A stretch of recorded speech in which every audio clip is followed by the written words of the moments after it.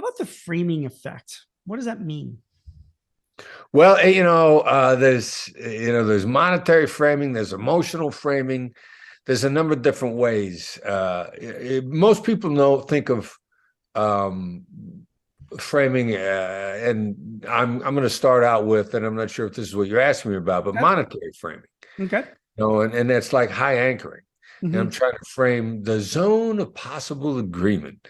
One of my Harvard brothers and sisters, there's a couple of concepts that we disagree with strongly as being useful, and a lot that we like.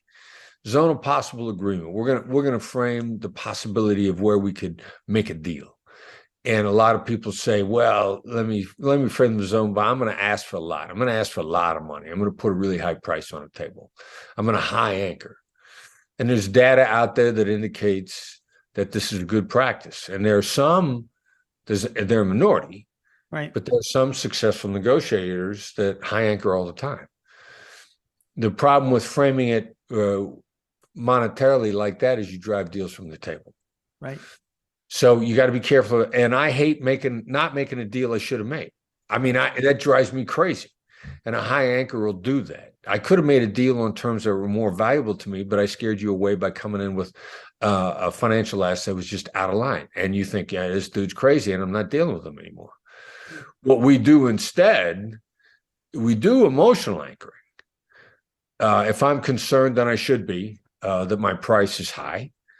I'm going to say, look, my price is high. I'm going to charge you a lot of money. Our former head of business development, she had a great story.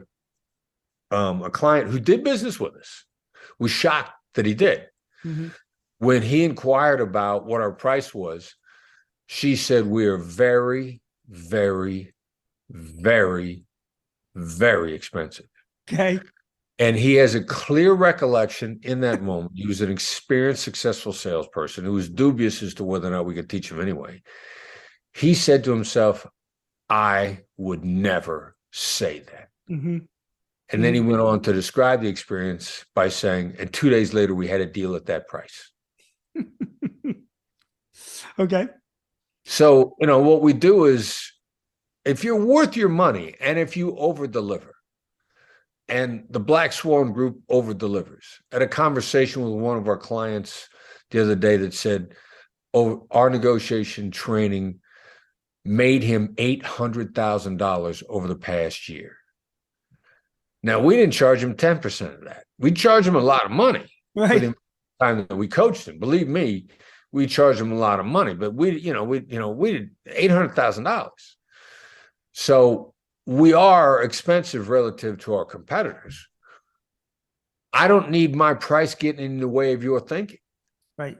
So, and we're going to over deliver and we're going to be worth more than you will ever pay us. So you got to get price out of the way. And so we put a framing effect on emotional reactions.